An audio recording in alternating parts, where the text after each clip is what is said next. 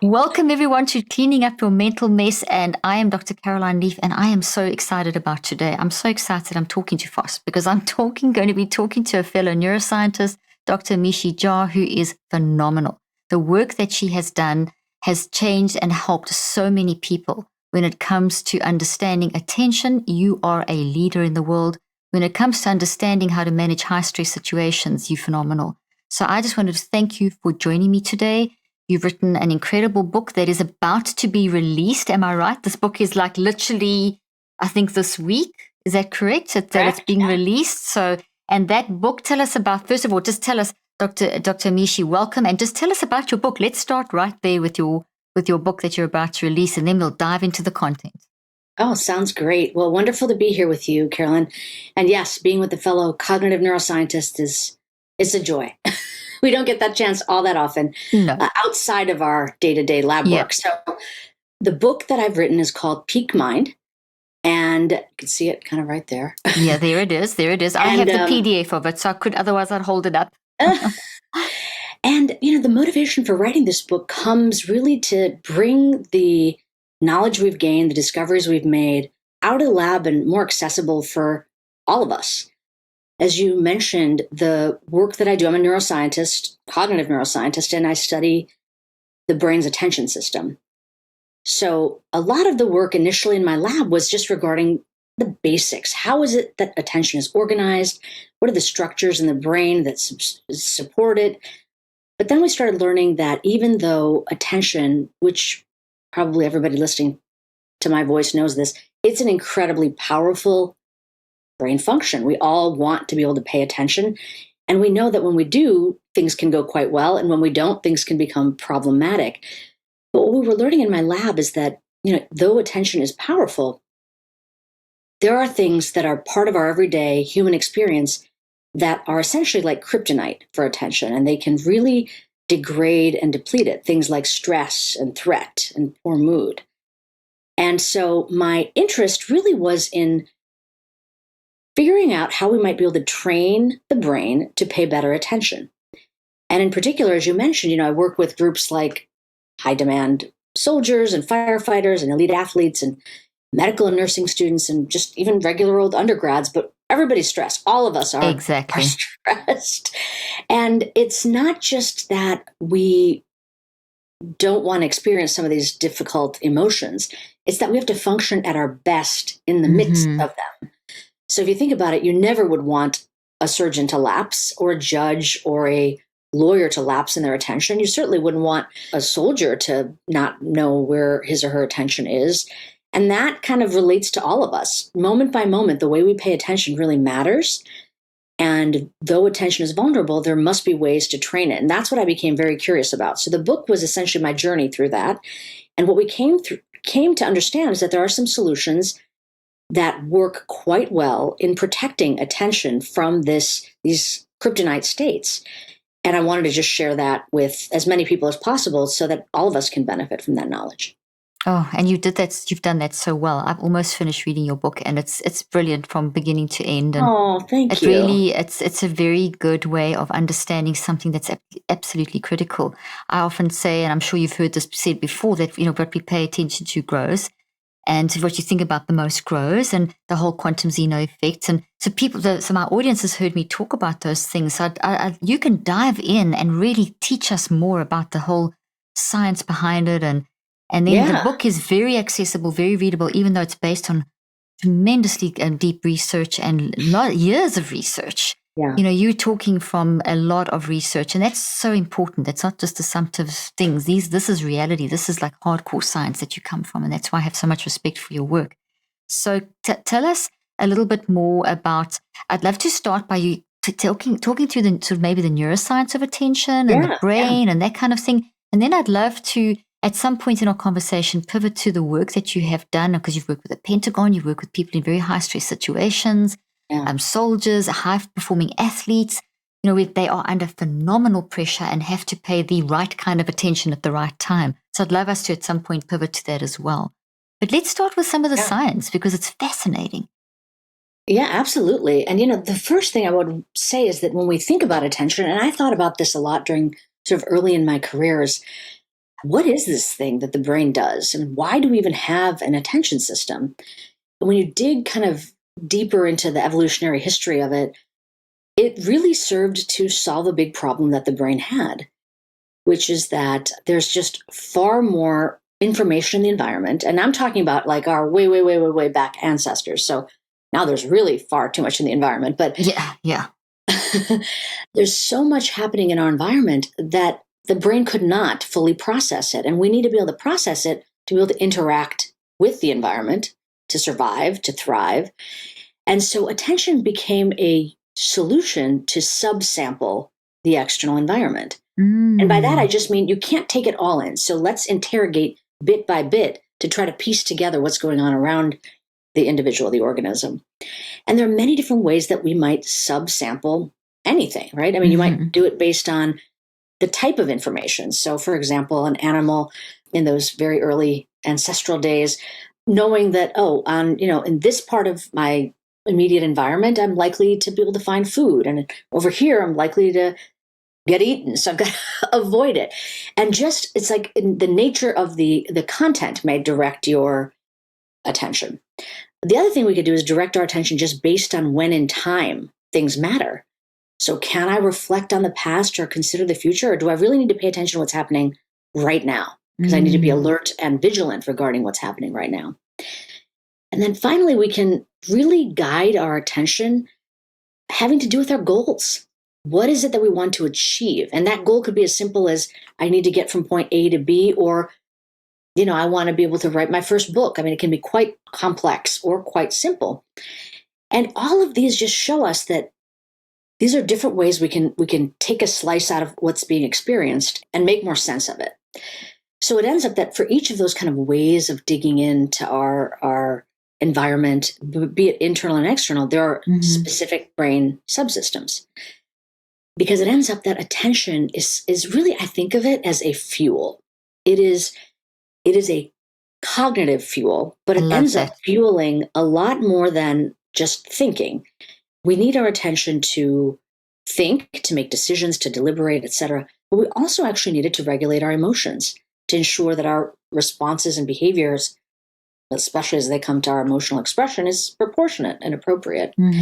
And we need our attention to connect with other people. I mean, we direct our attention toward other people. We pick up what they're showing us, in our environment. So anyway, just to say this, it's an incredibly complex set of things that attention does. And it evolved for this reason of helping us sample the environment.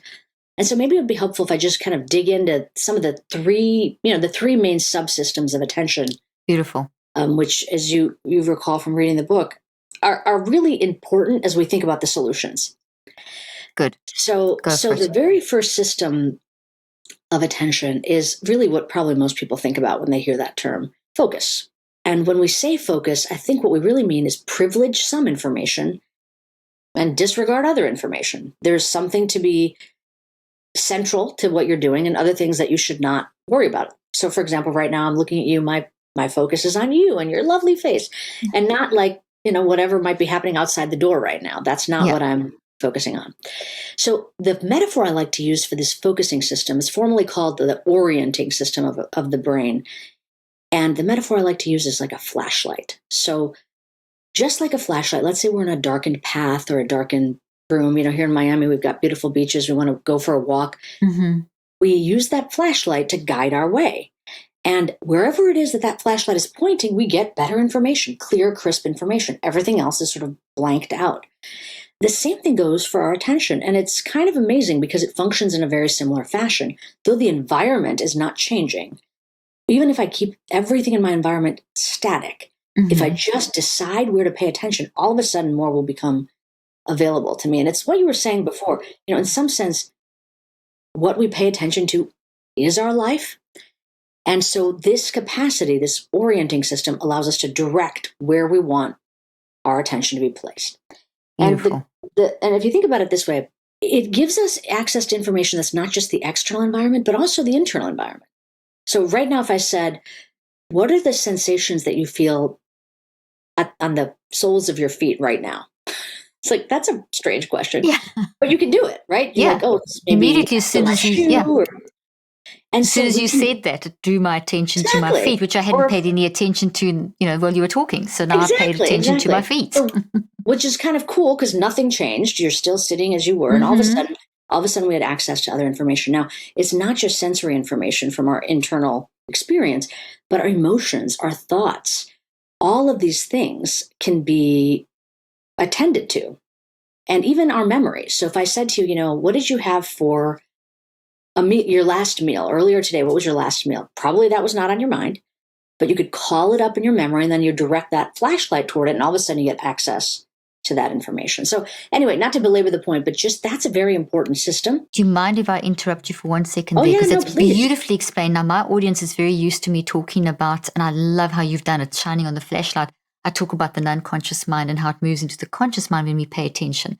So I talk about like a helicopter with a spotlight and whatever. So you can really take that wherever you've explained that so beautifully. So I love it. The flashlight, and then you can point it wherever you want. So exactly. So you can point it wherever you want, but you can also get it yanked, meaning pulled in various directions by stimuli that, frankly, we are built to privilege. So things that are novel, things that are fear-inducing, threatening, self-related, those are things. And if you think about what our social media feeds are, speaking of random stimuli, my dog is barking. I'm sorry if you can hear that. No, that's so cute. And we had mine barking earlier. I don't know if you heard that. And I was ignoring that and you were ignoring that, but that drew our attention. So you demonstrating exactly what can happen.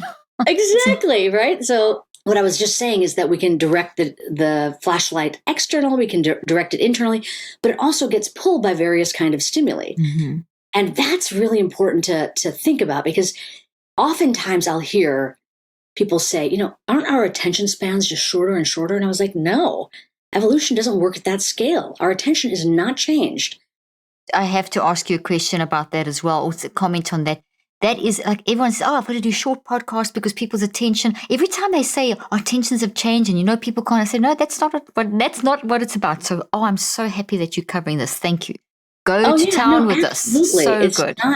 So it's not that our capacity has changed, mm-hmm. but what's happening is that we're pitting these dueling aspects of our flashlight against each other in some sense. Mm-hmm. So we may have the intention to orient the flashlight. We're holding it, we're directing it, we're walking down our path or whatever. But now if you're on that same path and you hear a strange sound behind you, mm-hmm. you're going to direct it there. It's going to get pulled by that sound. That's essentially what our social media feeds, our notifications, our alerts are. So we are essentially having to reorient our attention once it gets pulled away. And that's why it feels so exhausting. It's like if it's supposed to be here, now all of a sudden it's over here, you got to get yourself back, or you fail to get yourself back, and then you just don't get anything done that you need to get done. But it actually brings us to the next system of attention, which is almost the exact opposite of the flashlight. So where the flashlight is sort of narrow, directed, privileges based on the information, the second system, something called formerly the alerting system, mm-hmm. I use the metaphor of a floodlight. So it's broad, receptive, stable, and it's that system that selects privileges information that's happening right now. So, we're not using our floodlight to think about the past or the future. It's just what is occurring right now. And I'm not selecting like a certain part of space or a certain thought. Whatever appears, that's what the floodlight is going to be receiving. And so if you're ever driving down or even walking down a street, you might see a flashing yellow light, right? Like near a construction site or a strange traffic pattern. I mean, what does that typically mean? It means pay attention, but not in that directing the flashlight way, but really this broad, receptive, vigilant orientation. And so just to get a sense that, oh yeah, that also makes sense. That's a different way we pay attention. We might call, if you want to geek out on our technical terms, whereas the flashlight has very high signal to noise ratio. The signal mm-hmm. is really taking up a lot more mm-hmm. of our neural bandwidth than everything else we consider the noise. The floodlight has a very low signal to noise ratio because there's nothing that's privileged or not privileged. So quite different. And I think we should talk a little bit about when we get to these practices that are the solution to depleted attention, how we can train both of those. And they're systems. Both useful. Both are useful, both are needed. And so then there's just to round it out, there's a third system as well. This is something, and I know you've talked about this function on your show, executive control. So really executive attention is the way we talk about it. And we use that term executive just like the executive of a company. The executive's job is not to do each individual task that the organization has to engage in, but it's to ensure that the goals of the organization and the actions of the organization, moment by moment, are aligned. And when things are going not in the right direction, to course correct. So things like inhibiting behaviors that are not appropriate for the goals, or updating. If there's new information that comes in, that means the goals need to change, or even shifting. So I was doing this, or I'm in the wrong spot. Now I got to get back, that kind of thing. So these are all, and then by the way, also maintaining the goal itself. All of that would be subsumed under this term executive control, so that essentially all the different tasks we have to do. I use the analogy, the metaphor of a juggler. It's like we've got to make sure all the balls are in the air, all the tasks are being engaged in, but with the right kind of orientation that is goal focused. So your executive function is going to say, okay, that floodlight for now is not what's appropriate. That the flashlight on this is not the right thing. Rather do that. It's kind of like making you refocus. Although it's a perfect stay there, it's management of the process. Absolutely. As a manager, and we need all three. I mean, as you can imagine, because in some sense, we wouldn't even know if the executive control is needed to get us back on track unless we had the floodlight in the first place to kind of know what the state of the situation is right now. Right? So they're kind of interdependent. And you were asking about the brain aspect. So it ends up that though these systems have to function really in a dynamic and back and forth kind of manner, in a coordinated kind of symphony, as we do complex things in the real world, neurally, they're actually antagonistic. So what I mean by that is when one network, and now we can kind of get more elaborated, each of these systems is supported by a particular set of regions in the brain. All of them involve the frontal lobe, so that's a key area for attention. But different subregions in the frontal lobe, and then parts of the parietal lobe, and then other regions. So, but the important thing is that the networks that support each of these are basically going to vie for prominence, which one is the most relevant, and then they're actively inhibiting the other ones. So if and we know this, right? So if you're sitting there absorbed in something, let's say you're reading a book intently, flashlight is on the book, you're comprehending the information, somebody walks into the room and starts talking to you, it's going to take you a minute to kind of notice what's being said and comprehend it. Because essentially when that flashlight was heavily engaged and its activity was most prominent in the brain, it suppressed other things. So you're not mind wandering to some other, sometimes you are when you actually aren't paying attention to what's on the page, but you are really focused on what's happening. You're not aware of your environment. The floodlight is actually getting a little dampened down. So a new sound comes in your environment. It takes you a minute to kind of, it'll break through, but it'll take a minute extra or a beat extra. And so I think that's also important to keep in mind, so that we understand that, there's nothing wrong with us when we have a little challenge kind of maneuvering through. It's because these brain networks have to, by design, not constantly be activated together. That could present a lot of problems. So you raise a really good point there, Amishi, about the fact that we don't have to pay attention to everything all the time. And I think a lot of people don't realize this from the multiple technological stimulation that we receive, that it's like there's just so many things vying for your attention, and we kind of almost feel pressured to pay attention. I've had people actually ask me this and make these kind of comments that I need to know everything that's going on. And it's kind of a sort of non-conscious, almost philosophical kind of, almost like a framework that has built, that they're viewing life through, that there's so much I need to make sure I get it all. Meanwhile, it's not healthy to get it all. You need to know when to shift between the different types of attention. And this is why your work is so vitally important, to help us to understand that. Right. And the fact that it's difficult to try to get all that information, even if that's your goal, isn't a design flaw. It's not a personality flaw. It's nothing wrong with you. It's actually not a design flaw either. You're not going to be able to act on everything simultaneously. So maybe focus on the things that are most relevant for what you want to do.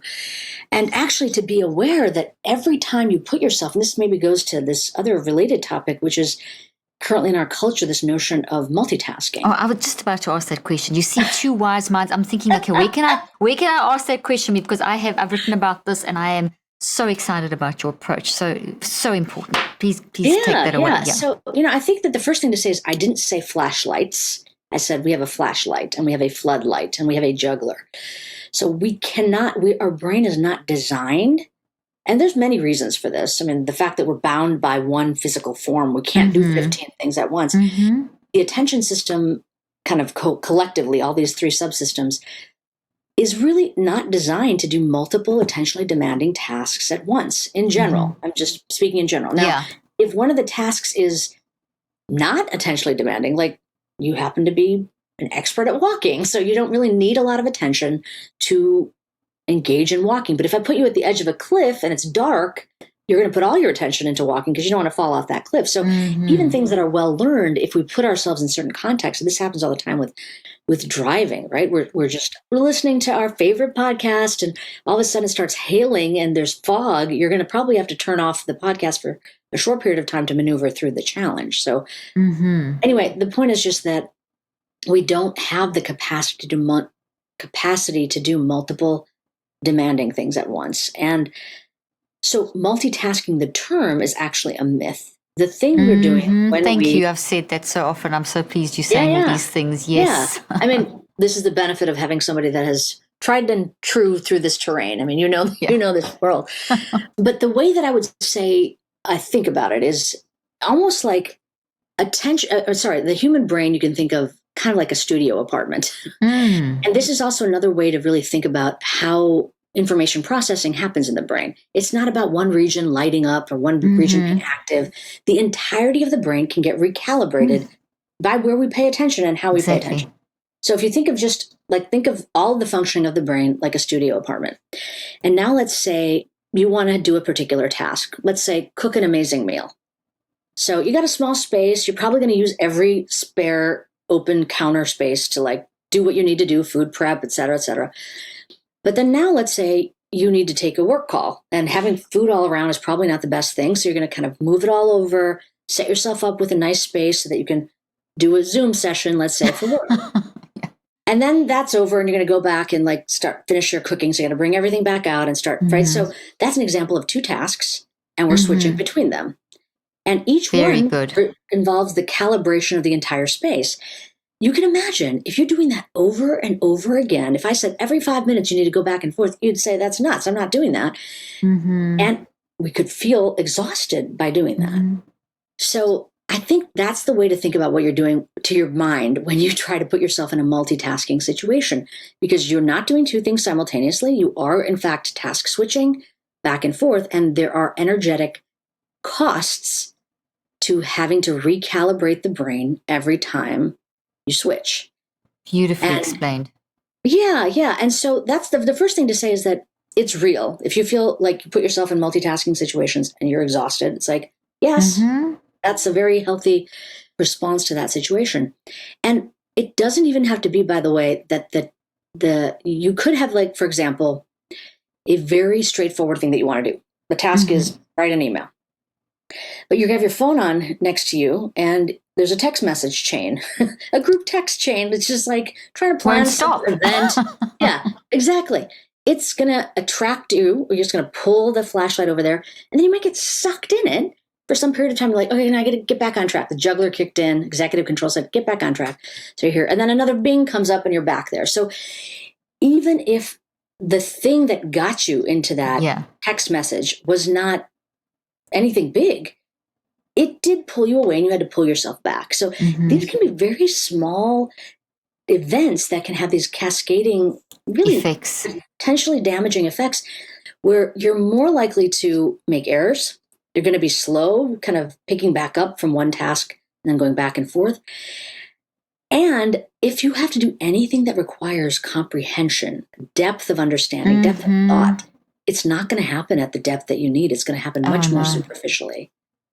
So, I'm so pleased you spoke about this because, and the way you've described it, because people so often will say, if I talk about multitasking, I'm sure you've had this happen to you, where they'll say, but I'm doing it all the time. I mean, I'm looking after my kids and I'm making dinner, I'm this, I'm that, but I always try and explain to them, well, there's your non-conscious mind that's working 24/7, that's running multiple things at once, and it can do this, it can work in multiple levels. But we're talking about the conscious cognitive comprehension where you are required to do something like cook the dinner, do the Zoom call, those together, and you know the research, I'm sure, of that, how intelligence actually decreases when those people that think they're good multitaskers, they temporarily have lowered intelligence. And when you recognize you can't multitask, your intelligence, etc., will increase. So I'm so glad you said that about the comprehension.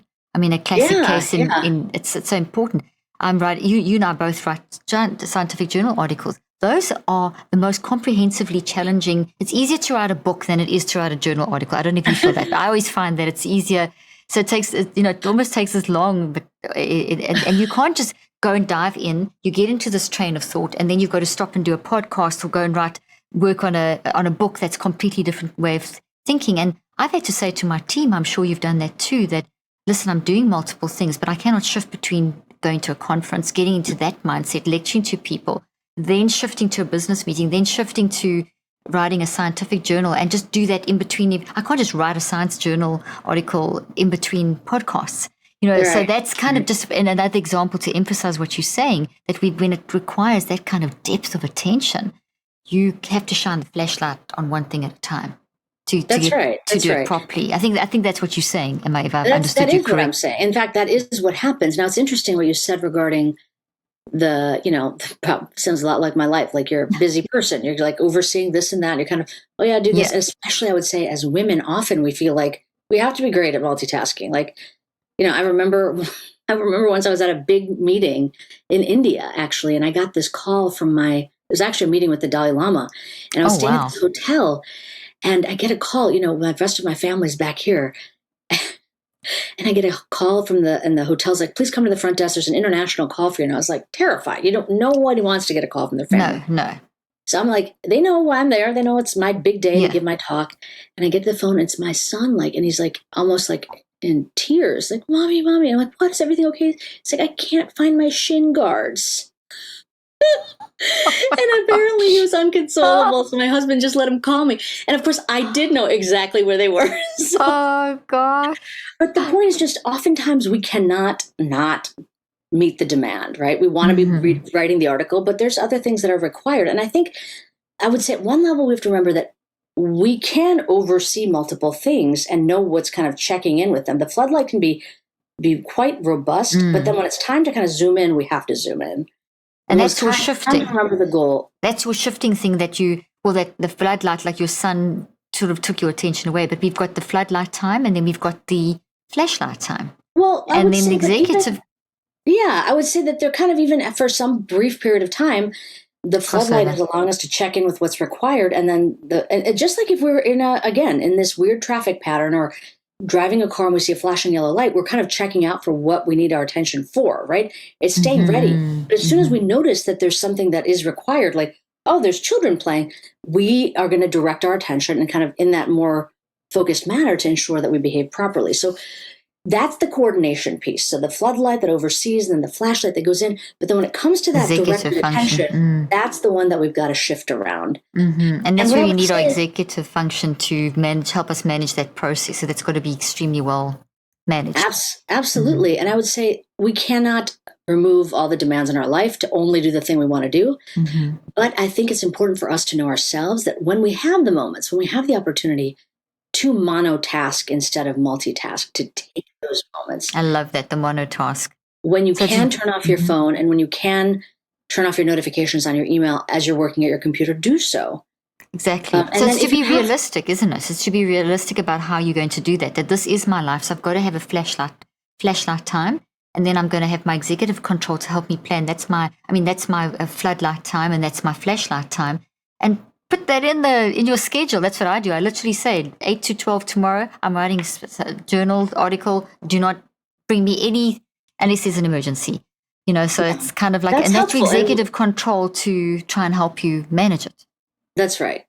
Now, there's a big aspect to that that's important to keep in mind, which does bring us to the solutions that we devised for what to do with attention getting depleted and degraded under stress, threat, poor mood, and these kind of circumstances that are part of— Love to talk about that. Part of normal life, but actually are also much more present under high stress intervals, right? So if you remember back to our days of being a student, it's not just one demand, it's like demand after demand after demand over the course of the semester. As faculty, it's the same way. And then, by the way, as a student, you've got to take finals after that. Or what we noticed even with preseason athletes, that as they're preparing for the playing season, it's intensive practice sessions, right? They're learning the new plays and they're learning about their team and how they're going to function through the season. And then they get to go to camp where their kind of playing roles get determined, like whether they're going to be on the, the first tier squad that's going to go out and play or not. So, and then of course there's competition season. So everything has this, like, there's this preparatory period and then there's like game time in some sense. And what we found is that over that high demand interval, which is characterized by stress and poor mood and exhaustion and lots of demands, if we just had people come into the lab and do a series of attention tasks, and then we had them to come back 4 weeks later and do the same tasks, we saw a significant decline in basically all three of the systems. We saw a decline in how well they're able to focus, how broadly they're able to notice even things like their own distractibility, like when they're off task thinking about something else, and their working memory, their ability to maintain the goals was diminished. So high stress, for example, can have this sort of catastrophic, multifaceted effect on this capacity. And that kind of brings me to the last part of what I wanted to tell you with regard to my own lab. I mentioned that we do this basic research on the mechanisms and the brain function, and then we look at the costs of some of these circumstances, and then really, like, how do you solve this problem? The actual, and that's what I love about what you offer, even on this podcast, is like, how can we make things better? How can we make our lives better? How can we function better? And how can we do things in a way that advantages very real limitations of our brain? Exactly. And a very surprising solution came into our lab. So I was actually on the hunt. I'm like, what can we offer people over these high stress intervals? Something they could do daily that wouldn't take too much time, that could protect attention. And, we know that there's a whole bunch of options people might choose, like brain training games, simple video games that you can play that train, or positivity, or relaxation, or the whole number of things, light and sound devices, transcranial magnetics. I mean, like, the list goes on and on and on of all the things that you might do to advantage your brain. And we tried many of those and found that, frankly, they had maybe short-term acute effects, or in the case of brain training, people got really better at the training games. But when you switch the specific carryover circumstances, no generalizability, right? No carryover. Yeah, that's been a huge problem with that. So exactly. So nothing was really working. And then at the same time, in my own kind of professional journey and personal life, I was having my own kind of weird crisis of attention. Not weird, but I was a new mom. My husband was in grad school. I was setting up my lab, and it was just like this perfect storm of demands. And I felt like I had my attention was like, like something that was slipping sand through my fingers kind of thing. And then when I looked at the field, my own field of research, cognitive neuroscience of attention, I'm like, okay, how do you get your attention back? Like, how do you just train the brain? I need it. Exactly. Nothing that was convincing. No, it's unreal, isn't it? It's unreal. I agree with you. There's a paucity of research, a total dearth. It's scary. Yeah. And, this was the early 2000s when I was having this particular crisis of attention. There was really nothing I could find. And it was so funny because at that point I was at the University of Pennsylvania, and a colleague of mine gave a talk. He's an affective, emotion neuroscience expert. And he showed this, like, this seminar, he showed this picture, and it was just studies he'd been doing in his lab, inducing people into a very positive mood. So, positive memories, positive music. Okay, sure. Here we see the brain activation profile for a positive mood. Then he'd have another group of people, or even sometimes the same people, that would be induced into a negative mood. And his point was simply that, look, these states that we occupy with our emotions, they really are different, and neurally they're different, and they're tractable. We can actually see them. Of course, my question, given my own personal circumstance in that moment, was like, yeah, how do I get that guy, the negative one, to look like that one? So I literally raised my hand at the end of the lecture, and I said that, like, how do I get this guy? I was at the back of the room. Yeah. How do you get this guy to look like that guy? And he I don't know if it was late I was one of the last people to ask a question, but he just shouted out, like, meditation. And I was like, what? What are you talking about? Has he not read the research? There there was really no research. There's some studies in the 70s. Yeah, that's true. Meditation research has been Right. quite There was recent. very, very little research. And, personally, as like, you can see me, many of your listeners won't see me, but I'm an Indian woman, and like meditation had always been around in my family. It was part of my cultural heritage. And, it was fine for my parents, but it was not something that I was interested in doing or ever thought I would do. And certainly I was never going to bring it to the lab. And so it was this really weird feeling. And I had a chance to talk to, and this was Dr. Richie Davidson, who now leads this very enterprising center at the University of Wisconsin. But I was able to talk to him a little bit about what they were finding. They were working with adept monastics, monks. Yeah, no, the studies. And very interesting results. And so he kind of opened me up that, check it out. Just check it out with regard to your own interests. And he knew nothing about my life, but the question was quite telling. How do you get the negative brain to look positive? So I literally went to the Penn bookstore and found a little book, Meditation for Beginners, and it had a guided CD in it. And I said, I'm going to start trying this out. I'm going to practice. Just follow the practices. And what shocked me was, oh my gosh, they are talking about attention. Pay attention to breath-related sensations. Exactly. When your mind wanders, return it. So I decided to commit to doing the practices myself and really started feeling quite different. I mean, the circumstances hadn't changed. I still had a toddler and a spouse in grad school and like lots of demands. But I felt more embodied and I felt more able to be present and in control of my own mind. And those things that I was having challenges with when my sort of personal attentional fuel tank was running on empty, like having challenges just keeping a train of thought in my head or regulating my emotion or feeling connected to the people that I cared for dearly, all of a sudden I felt like I was back again, like my attentional gas tank was full. And so that's when I said, you know what, let's bring this to the rigor of the laboratory and let's interrogate it. Am I just some individual case study that happened to have this benefit? And so that's sort of what launched us. And I wrote my very first grant on mindfulness, which is the form of training that I was receiving was mindfulness meditation. I wrote my first grant that summer and just kind of didn't stop investigating it. Yes, it's really funny how science and our life can intertwine, but oh, totally. I always say science and spirituality aren't far apart. They're the two sides of the same coin.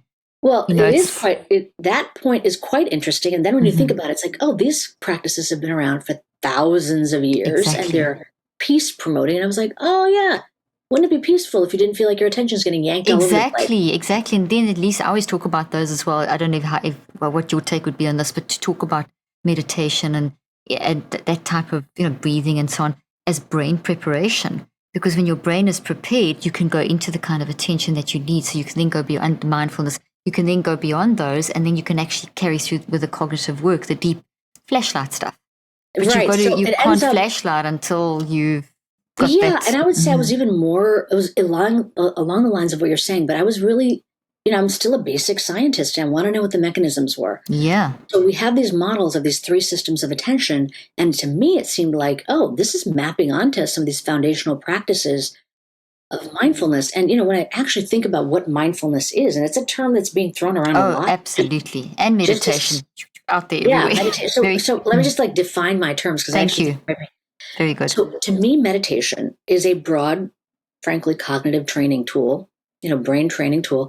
And it has to do with engaging in very specific practices to cultivate specific mental qualities. And so those practices from the world's wisdom traditions could be compassion, could be transcendental states, or in the case of what I was actually doing with my little guided CD book, mindfulness meditation. And each of those has a different set of things that you do and a different set of states that you're cultivating. And mindfulness in particular, to me, at least the way I understood it and the way that our lab is pursuing it, has to do with paying attention to our present moment experience. So again, back to the here and the now, without conceptually elaborating, like basically making a story about it or emotionally reacting to it. It's a very specific way of paying attention right now. And it ends up that the practices, and I would love to tell you about just one specific one, actually trains all three systems of attention. Wow. Please tell us. Yeah. So like the one that, and it has to do, we can use the breath, but I would just caution that it's not about manipulating the breath. It's not about diaphragmatic breathing. It's not about longer exhale than inhale. Those are all fine things to do, great things to do, in fact. But in mindfulness practices that involve the breath, the goal is quite specific and different than breath manipulation. Because if mindfulness is about paying attention to present moment experience without a story about it, it's great to have sort of a target for your attention that is happening, unfolding right now. Breath is only happening right now. And that is not very prone to making stories up about it, right? Like if you looked at an image, you might have a lot of things that you're going to say. Or if you looked at another person or read even a phrase, you might want to conceptually elaborate. So raw sensory experience is a pretty handy way to ensure you're staying with the sensory experience. So the breath is so handy because it unfolds in real time, it's shifting, and we don't have to actually control it for it to happen. If we had to actually pay attention in order to breathe, we'd be dead. Oh, absolutely. So definitely. Focus on something else. Go on. Yeah. But it just happens. So the stance we take when we do a breath-focused mindfulness practice is we take an observational stance toward the breath. And what I guide people to do is just sit, comfortable, upright, alert posture. Notice yourself breathing. You can lower or close your eyes. People can do whatever they choose to feel comfortable, but it really is a deliberate training time that you're going to devote to this practice. And the very first step is just notice yourself breathing and find something that's very prominent in breath-related sensations. So it could be the coolness of air moving in and out of your nose or whatever. You pick that, and then essentially the next step is just take that flashlight, direct it toward that target. That's where you're going to hold your flashlight. The goal is, the executive control is saying, your goal, and you're choosing to take it on, is to focus on that breath-related sensation very specifically, almost like a laser beam. It could be wherever you choose in the body sensation. The second step is essentially floodlight. Notice when your mind wanders. Love it. And when that happens, not notice if your mind wanders, notice when your mind wanders. It's a normalizing of the fact that the mind is going to wander 50% That's part of what it does, yeah. Our minds wander. And then, so first step, focus. Second step, notice. Third step, when you notice your mind has wandered away, redirect back to those breath-related sensations. And a lot of simple, but so brilliant. Yeah. And I think that, so in some sense you see that we're directing the flashlight, we're engaging the floodlight, and our executive control is making sure everything is moving and going forward as it should. And, our military colleagues, it was funny when I described it this way, they're like, oh, you're giving a push-up. You're giving us a push-up for our mind. It's a mental push-up. That's cute. Mm-hmm. And I thought that was a really cool idea. Very because good. Really, we're doing reps of that mental push-up. Focus, notice, redirect. We are not in a fantasy world where our mind isn't going to wander. It's going to. The win is when you notice you've wandered and then you redirect. Love it.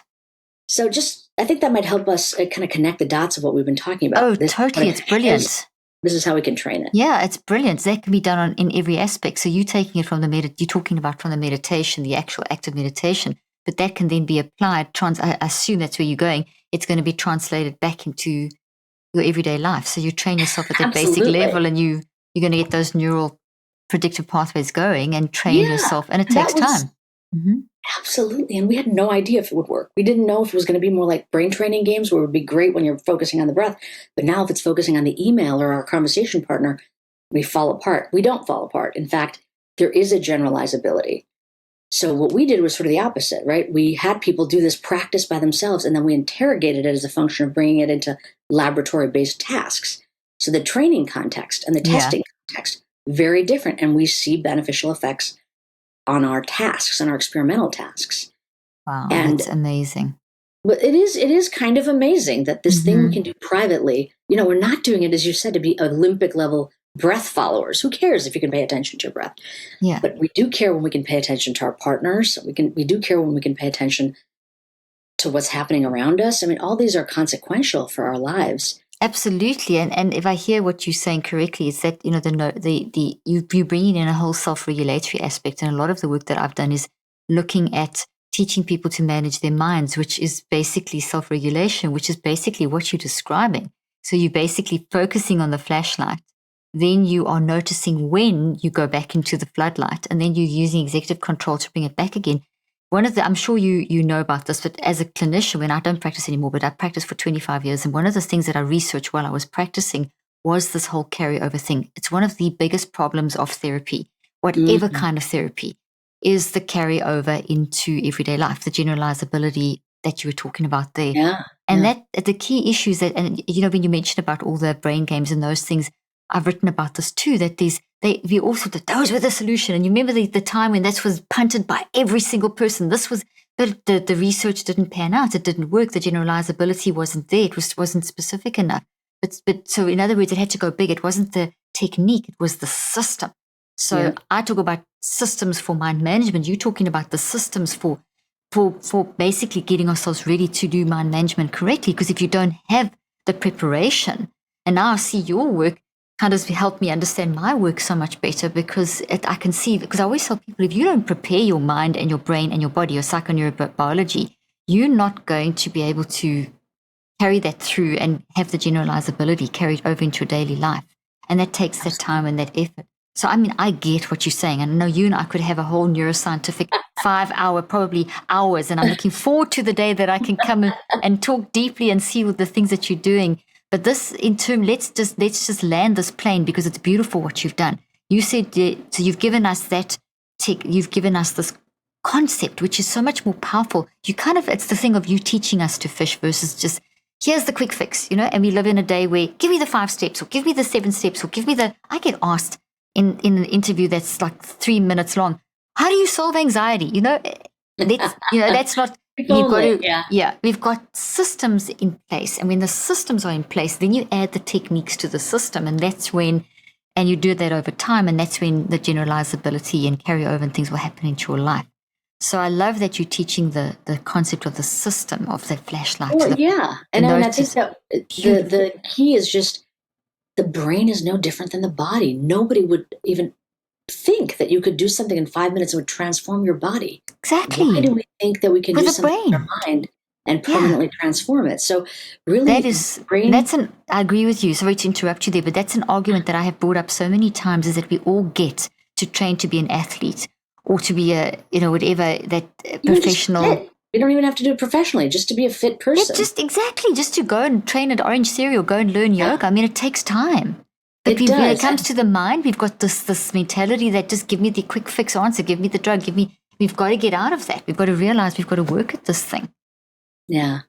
And so that's sort of, to go back to the question you asked me at the outset of why I wrote this book, the subtitle of the book is Find Your Focus, Own Your Attention, Invest 12 minutes a day. I love that. And what we ended up finding out through about 8 years of work is, okay, mindfulness training is effective.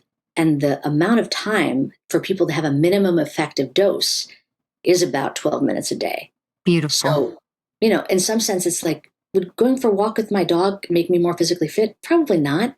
Maybe do a 5K. That's going to help. So it's setting the bar in a way that is manageable, I think, for most people to take on, and that we've found in the laboratory actually benefits people. Oh, that's amazing. And, that really goes to, with my research, I've shown that you need to work between 7 to 45 minutes a day on the actual hardcore work, but you need to build in a preparation time. And I've always said sort of somewhere in the region of 3 to 10 minutes. Now you've told me 12. So that's, here's the science now. Your brain prep needs to be at least 12 minutes. And that makes so much sense to get your neurophysiology working like it should. And then that means you can move into the hard work. And I'm just thinking immediately, you've probably seen this in your research already, and I'm jumping ahead of myself probably because you're probably going to say this, but if you do that preparation, what follows, it's a totally different level versus if you don't do this 12 minutes of meditation or whatever. I mean, the 12 minutes of time that you invest in your attention work. Yeah. Then it's going to be kind of messy, the rest of it. So that becomes very critical in helping to get the carryover and the benefit from whatever you do after that. Yeah, we haven't looked at the acute effects so much, but what I was saying is, remember what I said at the outset, if you're under a high stress interval, the most robust finding is your attention is going to decline. Yeah. With that 4 to 8 week interval. So what we find in people that practice this 12 minutes a day, about 3 to 5 days a week, is they don't decline, they stay stable. Beautiful. And if they practice more, they can actually even benefit under a high stress circumstances. So they're actually going up when their colleagues who aren't getting the training or aren't engaging in it go down.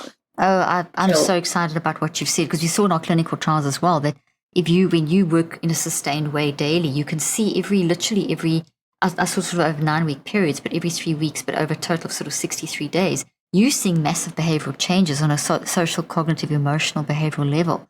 So it's that neural wiring takes time, that rewiring, that getting, and you can do it. Neuroplasticity is a reality. And we've pushed the envelope. We started out with 8 weeks of training. Then we said, okay, what about 4 weeks? And what about 2 weeks? We found that 2 weeks is too short. Even if the training they got was the exact same program and they were doing 12 to 15 minutes a day, it was too short of a time. Too short. They needed more than 4 weeks and 4 weeks plus. 4 weeks was when we were starting to see benefits. 8, of course, still benefits. Longer than that would still benefit. But that sort of provides the boundary conditions. Like, what's a reasonable amount of time? We'll ramp up, learn the practices, ramp up to about 12 minutes a day. People always say, well, I mean, how do I get started? When should I practice? And I'm like, practice when you practice. Like, just like physical activity. Yeah. The only way instead of Facebook, go do this. Yeah. Well, right. And what I usually say to people is like, yoke it to a habit that you already have. So that's just just a basic tip. Like, and I think that the main thing for me, just to return back to the motivation for the book, is we have answers. We now know those questions I had many years ago about what do I do for people? Attention is so powerful, but it's really vulnerable. Is there something I can give everybody to do every day? There is. Not even every day, maybe 4 to 5 days a week, and I see beneficial effects. And I found it. And so I wanted to just give access to it and actually help people understand that even though the term mindfulness meditation is used a lot, it's really a specific form of cognitive training for our attention. And as we said at the outset, what we pay attention to is our life. So why would we want to advantage that? Oh, no, I thank you for your phenomenal work. It's brilliant and outstanding. It's motivated me to carry on doing what I'm doing, which I don't need much motivation to do that anyway, because I love it. But just to get that, I get what you're doing. It's fantastic for people to understand that if you get into understand the systems of how your mind can change your brain, and if you bring those practices into your life, you can really find those changes. I found it fascinating that you found that 4-week envelope, that 2 weeks was too little. We found that as well. We found that, you're going to get these changes, these gamma peaks and things that are changing and certain behavioral changes. But we would even get our subjects going from, I am depression and I'm completely hopeless. But sort of the 3rd, 4th week, they were saying, I'm not depression. I'm depressed because of, but I'm worse.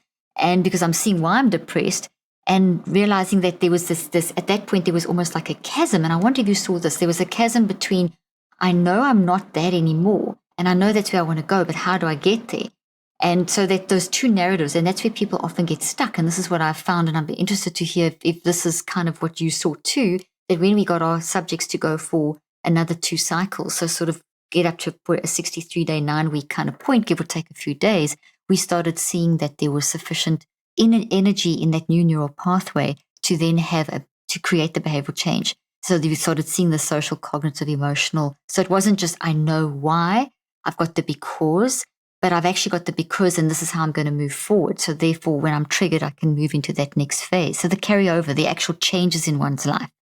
So, that's, I see that the work that you're doing playing a vital role in getting anyone, whether it's someone who's in therapy or whether it's just us day-to-day, everyday life, because, we've got to live, getting ourselves prepared to get into everything that we're doing. And that's what you're offering. You're offering the science behind how to get ourselves neurophysiologically prepared to keep ourselves focused in on what we're doing so we can be more efficient at doing that.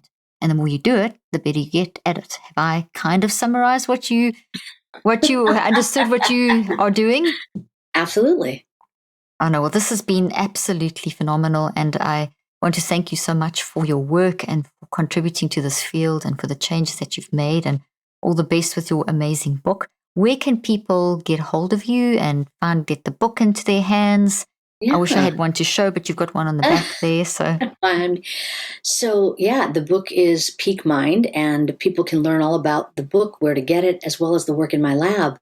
If they remember my first name, Amishi, AMISHI.com. Fantastic. We'll put all those links in the show notes so people can go and get a hold of the book and find out more about all the work you're doing. And I want to thank you for spending this time with us today and sharing your incredible knowledge and helping so many people. So thank you. Thank you very much. This was a lot of fun.